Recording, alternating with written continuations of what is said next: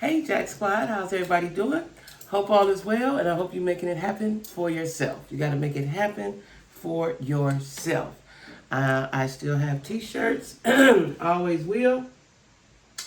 Make it happen for yourself. T-shirts, they're $20, red, black, and white. And you email me your full name and your full address and your size and color, and I will email you back your shipping and handling, and then you cash at me your balance, okay? So anyway, how's everybody doing today? Don't forget to like, share, comment, and subscribe. Also, all of my social media stuff is down in the description box, right down up and through there, as well as my email and my Cash App, okay?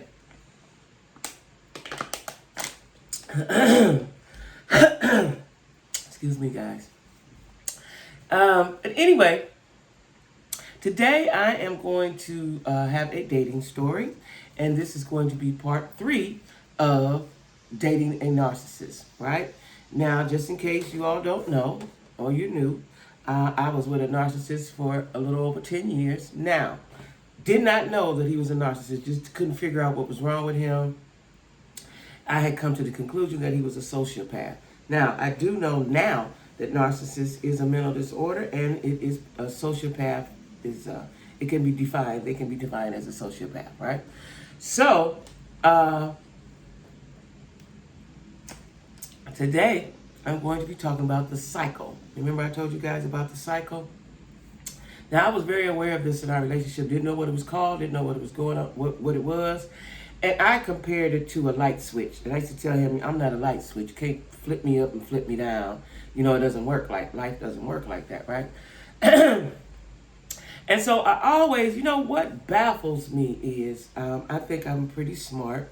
And I did not know about narcissism. Had I known, I would have knew right away what I was dealing with. And in my mind, because I give everyone the benefit of the doubt, first of all, he was always so very, very generous to me and my family. That's a reason, and that's a hold.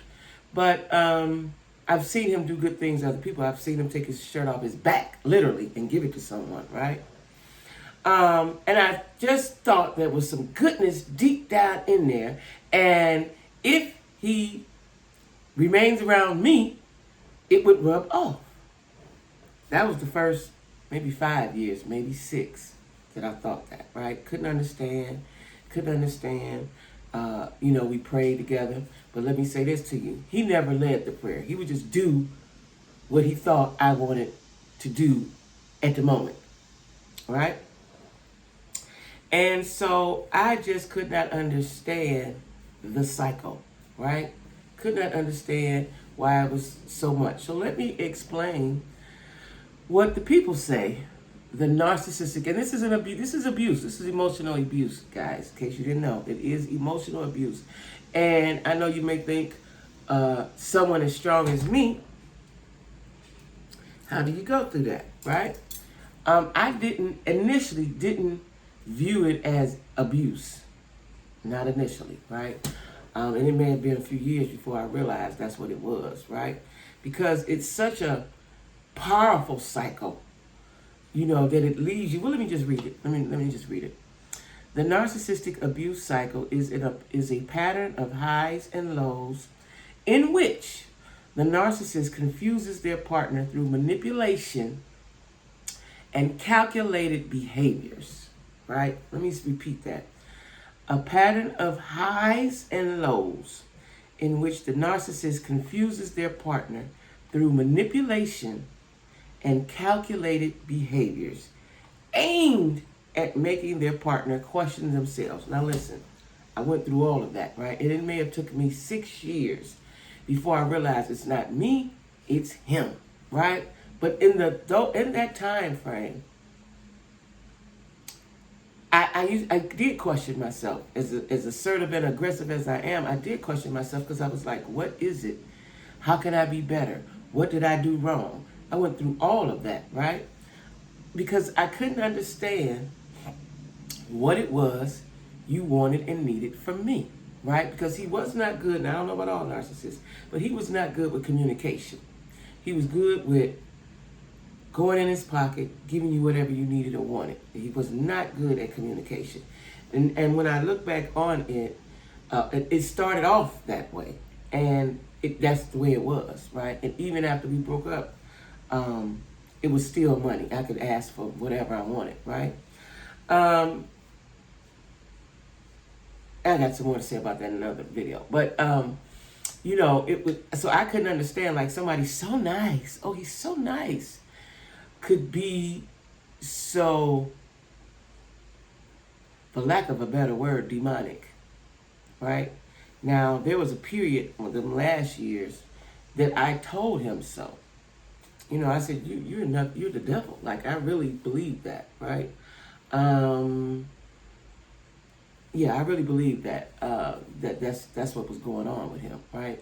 Because there's no way you could be around me and the goodness of me and what I was doing, and it don't rub off. You don't grab hold to you. You know what I'm saying? Good begets good. That's what I think. Bad begets bad, right? And I felt like sometimes, some periods in my life, that I was in a battle. Not knowing that the battle was in my house. You know, I felt like I was in, there were periods I felt like I was in spiritual warfare, which we do go through that. But mine mainly was inside of my home, right? My home that I love so, right? That he helped me purchase, right? Now, I'm telling y'all, as I read this, and I keep reading up on it, it is so like they know my life.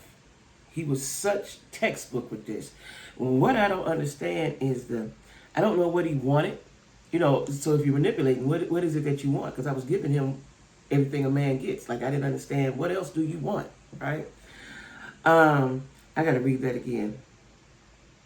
A pattern of highs and lows in which the narcissist confuses their partner. There's a lot of confusion going on because you're like, you was just all right. What happened? Right? Through manipulation and calculated behaviors, and the behaviors are calculated. And what I don't understand is that's a lot to have on your brain to calculate how you're going to make someone behave, how you're going to change their behavior, right? And I'm going to tell you something about that in one moment. And it's, like I said, it's aimed at making their partner question themselves. The cycle has 3 specific phases: idealization, devaluation, and rejection. Ooh. Now, let me tell y'all something.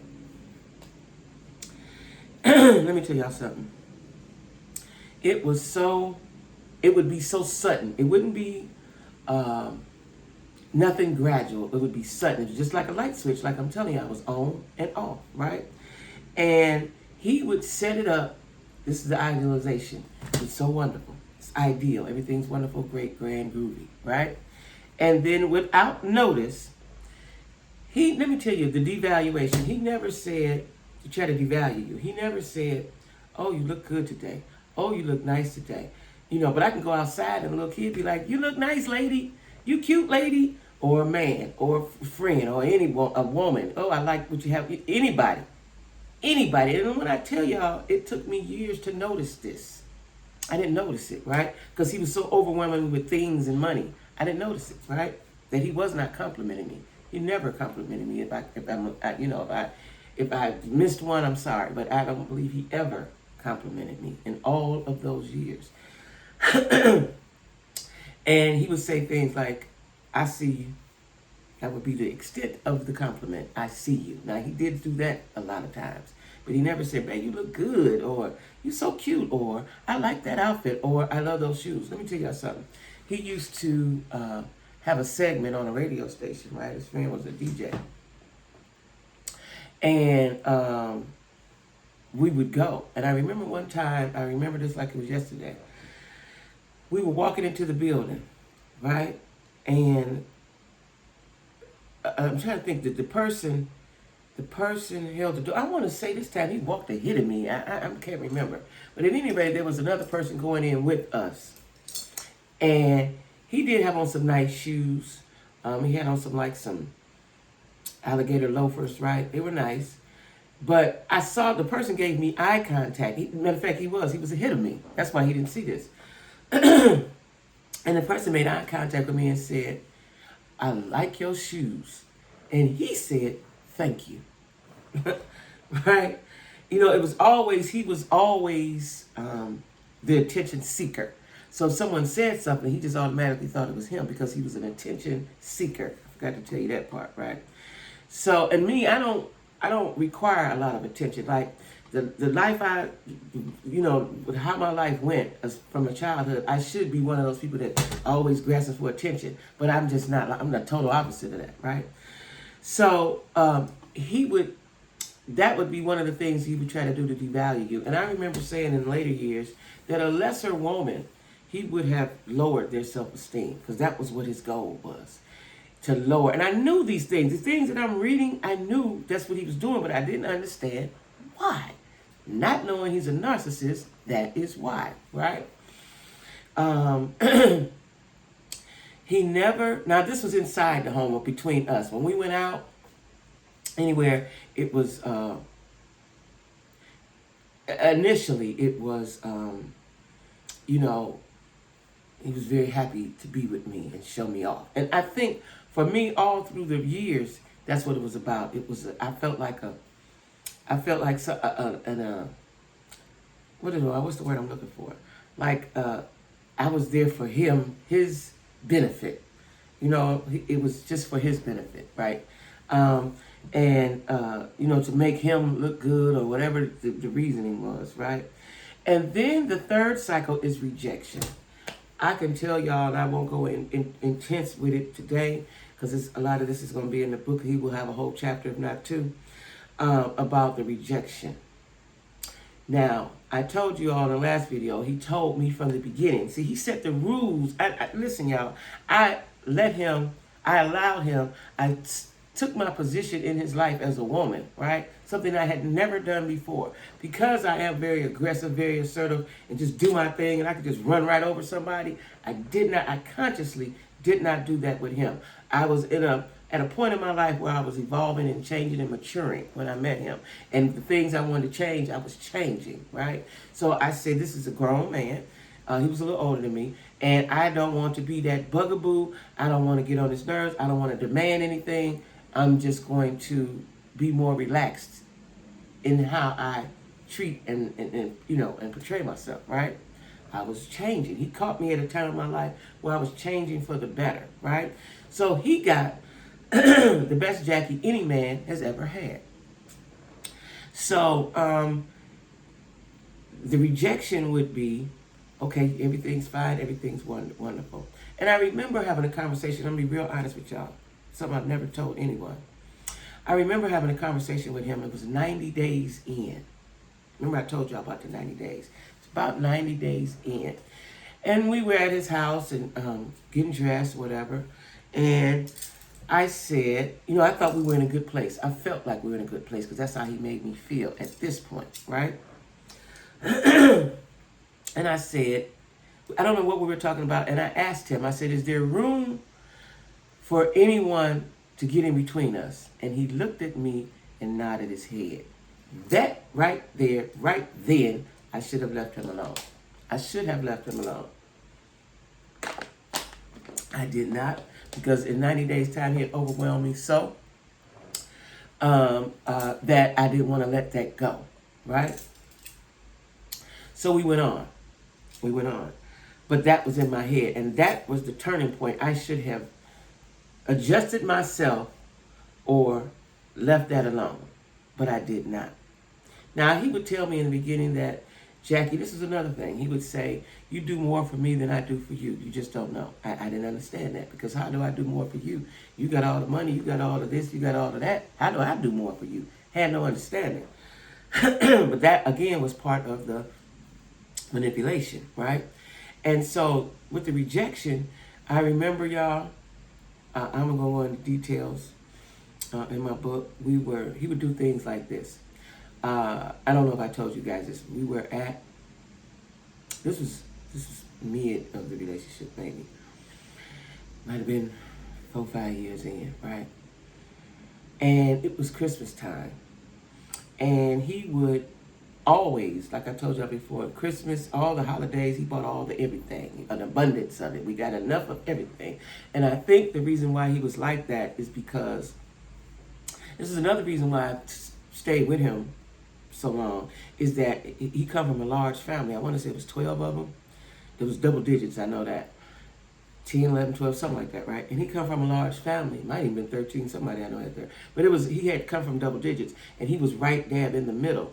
And he didn't go deep into his family much, never, hardly ever. But he did tell me a time or two that because he was in the middle, his dad would take the older boys places and not take him, right? And he had the younger siblings. So he was in the middle, and he had middle child syndrome, which is what I thought he was suffering from. Why I allowed certain things, and it went on for so long. And I thought if I showed him love, because he felt like he didn't get enough love, even though he never said that, but him being the middle child and him telling me a couple things, I said he didn't get enough love. If I love on him, he'll be all right. That's why I stayed. So he was middle child.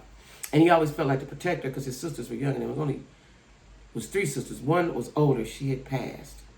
But the 2 younger, he always felt guardian, protector over them, right? So he was in the middle child, and like I said, I thought he had middle child syndrome. And I took so much. And so he would always do the most on the holidays. And I'm figuring because it was a lifetime in his childhood he didn't have, which I suffer from the same thing. I don't do it as far as food and stuff, but clothes, shoes, all that stuff, I buy. So anyway, we had all this stuff, and then we went out, and we were slow dancing. Slow dancing. I'm in heaven. It's Christmas time. We got all the stuff. House is decorated. Because I start decorating my house the day after Thanksgiving, and I don't take it down to New Year's Eve. I love that holiday period right there, right? So, and he knew that. So he bought all the stuff. See, this is the manipulation. This is that, right? He knew that, so he bought all that stuff, right? And I had a mantelpiece, so, everything, and, he bought all the stuff. So anyway, he had spent hundreds of dollars. We were on the dance floor, and I was having a good time. I was in heaven. And he whispered in my ear, "I no longer want you." It felt like I had been shot with something. I don't know what. It felt like I had been shot. That was a devastating blow to my heart, to my soul. It was my soul, right?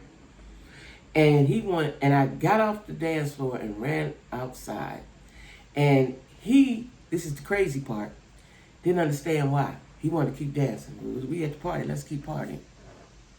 Crazy. That's when I realized something wrong, right? Maybe before that, but that was a moment that I realized it was something wrong. And he would go in and out like that through the years without a notice. I remember one time I was calling and I couldn't get him. I'm like, "Oh no, what's going on, right? Is he all right?" Because I immediately think, "Are you all right?" Right? And then I went by his house. Even though he spent most nights at my house, when the rejection cycle come, he would go home, right? And I went by his house to make sure he was okay or something. It was dark. He lived in an apartment, so you can't really see. Run a bell. And I'm trying to remember, he answered the phone, but I think he was acting like he wasn't at his place, right? And again, he said something, can't remember what he said this time, but it was something like we had broke up. I remember a time I was calling and looking for him, for something, whatever the situation was. And he didn't answer the phone. It was in the middle of the day. I'm like, "Why you didn't answer the phone?" So I went over where he beat, right? He gambled. I went to the gambling house, and he was coming out. He was going in or coming out, right? Everybody was around him talking, hey. And again, he had acted like he didn't even know who I was. Okay? He didn't know who I was and why was I there, and he don't want to be bothered. I can't remember the conversation, but I remember it was another time he had quit me. Now, I know y'all thinking, well, why did you go through that? I went through that because I thought I was in love, and I did not want to go through struggle again. He had been so good to me. So good. And at this point I was at my house, right? Because we bought the house, I want to say, it was less than 2 years of us being together. I want to say it was around 18 months, right? So now I'm in my home. He's helped me furnish it and do all of whatever I needed to do. I'm probably on another car. Things was happening, right? I didn't want to lose that. And in my mind, especially since we had bought the home, I said, this is going to be the person I'm going to be with. This is going to be my husband. That's where I was at. And so I allowed certain things that I would never allow, have never allowed, and will never allow again. And so the cycle, it was always up and down, up and down. It was always up and down. I'm going to tell y'all a story. One time I was sick. It was Valentine's Day. And it was a bad snowstorm. And he had came over and shoveled. See, this is the things. Now, we broke up. We was broke up. I can't remember why. He always did the breaking up, right? And he came over to see about me, bring me something to eat, and he shoveled the snow. My driveway was long. The snow was hot. He shoveled the snow. I was like, oh. Now, at home, I'm trying to get over you. But then he comes and does something like this. That's what he always did, right? He always did something magnificent after his breakup, right? And so he shoveled the snow. Now, the next day was going to be Valentine's. And I was sick. I was in the bed. And I said, well, you coming over tomorrow? He said, yeah. Okay, cool. I'm excited because I'm going to get my man back, right? We're going to be together. Yes. On Valentine's Day. And so Valentine's came, and in the middle of the day, in the evening, and I called him in the evening. I said, well, where you at? And he said, where I'm at? He said, I'm out with my girl. Again, that moment felt like somebody had shot me with something straight through. I don't know what it got shot with, but it was a pain I had never felt before. And he was able to give me that several times in our relationship. This pain, deep down, soulful pain, right? Now I'm sick. And I ain't gonna tell y'all what all happened after that. That'll be in the book. But he did that, right? And that went on until I stopped it, right? The cycle. When I realized this is what he does and it's not me, it's him, I stopped that. And I'll tell you how I stopped that. That'll be in my book as well. But he went through that. He did that, right? Now let me tell you what else the people say about narcissists. Wait a minute. Let me get the part. So, this is an abuse cycle, like I said before. Wait a minute. Where did it go? Oh, I know. Yeah, this is an abuse cycle, right? And each of these phases works in tandem, meaning together, with the other in order to keep someone entangled in a narcissist web, because that's how you feel. That is why I state, that's how you feel. You feel like you're in a web, right? That's how you feel. It is so, when I read these things, it almost makes me want to cry, right? The cycle is dangerous and can make the victim question their own reality and wind up staying in an abusive, narcissistic relationship because their world and worth are so beaten down. He almost beat me down. When I caught it and realized it, no. And then I started playing games with him, which is toxic. It became toxic, right? It became toxic. And so I say this because I really want to bring awareness about this, right? Because I was in this for 10 years. And like I said, had I not been the strong person that I am and had went through so much as a child and my strength was built, my self-esteem was high, my confidence was high, he would have wore me out. He would have wore me out. And there was a small period, and I can't say how long, but I'm sure there was a small period where I was almost beat down. I'm sure. I'll never forget one time I was crying. There was a period where I lived my life some days just crying all day, right? Off and on, right? And I remember I went to my friend's house. I used to sell movies, and I went to my friend's house to sell her some movies. And I was crying, and she said, Jackie, you got to let it go.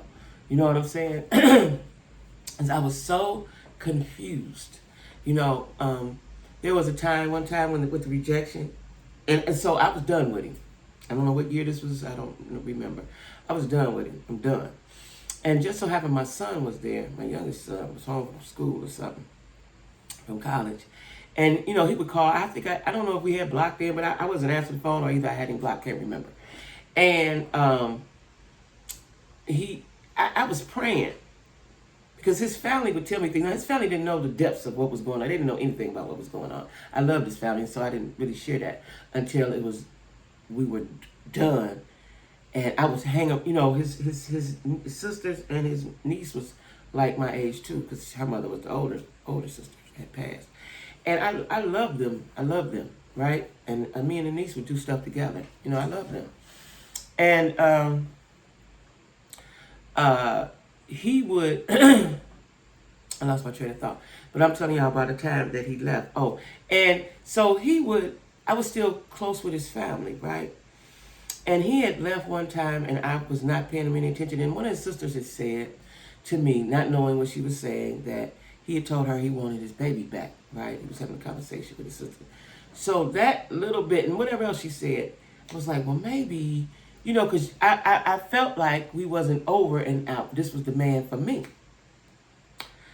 And I remember I was praying. I had a prayer room in my house, and I was praying. Y'all. Let me tell y'all this. I was praying to God, what should I do? Give me a sign. Tell me. There was a knock at the door. I was upstairs. There was a knock at the door. My son happened to be there. So I go down the steps. My son had got to the door before me, and it was him. And he looked at me and said, let him in. Don't, because I had been telling him, don't let him in. And at this particular point, because I had prayed and I asked God for a sign, I said, let him in. So when I let him in, he's telling me all the things I want to hear. And I said, well, I need to know, because at this point he had a girlfriend or whatever. Why, who, how, give me all the details. Now, I will never, ever do that again, because I don't need the details. If you cheat, you cheat, go ahead on about your business. But I wanted the details because I felt like I wanted to win in this situation. So he actually sat down and told me and gave me all the answers that I wanted to know, who she was, why. He told me some stuff, can't remember what it was now. And he said, listen, if you let me back, I had some furniture in the layaway. This might have been me. This was in the middle of it. Because I had some furniture in the layaway. I had these 2 recliners that I loved, right? And one for me, one for him. And I had some furniture in the layaway. And he said, I'll get all the furniture out and do this and do whatever else he said he was going to do. So we sitting at the table talking about it. And I contemplating it. And then, of course, my decision was yes. But right then I realized that was a turning point, because he always knew, but he knew he can get me back with money and things. But when I decided I didn't care about him anymore, I started talking to a friend, a guy friend of mine, and that liked me. And he told me, he said, the devil will give you what you want too. And that sent shockwaves through me, because I felt that's what had happened at that moment when I had already was clearing myself of him. And he said, I'll do this, that, and that. And he told me everything I want to know about this love relationship. And I felt he was mine. Now, I always knew I had power more than anyone else, but it was not enough and it was not sufficient, right? And so when my friend told me that the devil gives you what you want to, it shocked me. And I said, oh, that's what has been happening. That is what has been happening. Because I'd already equated him with being demonic, right? Because of the things he would do and the way he would act. And the cycle, which I used to call a light switch, but it's the cycle, right? Like I said, guys, be very careful when you're talking to guys. Get to know them. Get to know them for real, right? And that's something we never did, like I told y'all before. We never did. And hence, now I've been single 5 years, because I am very cautious and very careful, and I do a lot of talking and a lot of asking questions. And because I don't want to get, now that was just emotional abuse. I definitely don't want to get into a physical abuse and nothing like that, because then my sons we'd have to kill him and we'd be all sitting in the penitentiary. But you have to get to know these people, right? You have to get to know these people, because it can affect your life. Like I'm saying, I'm strong because I dealt with pain all of my life. I was able to get over this. But it took me, I'm going to say almost 5 years, at least 3-4 of them, right? Because I didn't understand why I didn't know nothing about, I didn't know, like I said, I knew nothing about narcissism. I just thought it was somebody with a big head, somebody conceited. That's what I thought narcissism was. But until last year, when I started doing my research on it, and when people started talking about it on social media, I realized I was dead in it. I was dead in it for years, and that could have killed me emotionally. As I have girlfriends who've been with their man, their husband for 20 years, 30 years, all them big years, all their life since high school, and they are so beaten down. Now, there may be a few who with somebody and they still look, everybody looks good, so you can tell there was no abuse there. But those women that have been getting abused and not treated right all of those years, they look like it, right? They look like it. I know a couple right now, and when I seen them, I hadn't seen her in a while. They've been together since we was in high school. He married her. I think he married her way back. They've been together for a long time. And I seen them one time. I used to catch the rapid, which we call the train. It's the train, but we call it the rapid in Cleveland to work. And I seen them at the rapid together. And they just argued. Me and her talking. When they got on the rapid, they just argued. Now, they've been together 100 years. Y'all shouldn't have no disagreements. Loudly. And I knew them. Loudly on the train. He'd always been abusive to her and disrespectful to her and all of that. And she was still with him. And right now, to this day, she'll put on Facebook, happy anniversary, my boo. Like, she's grown into that. She's accustomed to that, right? And I knew that wasn't what I wanted, even though I started playing, and this will be all in my book, I started playing psych games with him. And then it could have turned toxic, right? But we'll go into that in my book. But I just wanted to talk about the cycle. Now, there's more to it, and I'll go to that in a few days or so. I wanted to talk about the cycle, like I wanted to talk about the love bombing, because those are two very important things. And there's a lot of women out here single and dating. So I just want you to be aware, okay? So don't forget to hit the like, the subscribe, please share. If you got anything you want to say to me, drop down in the comments, email, want a t-shirt, cash at me. You just want to donate to my channel, cash at me, okay? So anyway, y'all, let me tell y'all something. I watched something about, let me tell you something. My next video I'm uploading is going to be about Martell funky self, right? But anyway, y'all be cool, and, everybody be safe and be good, okay?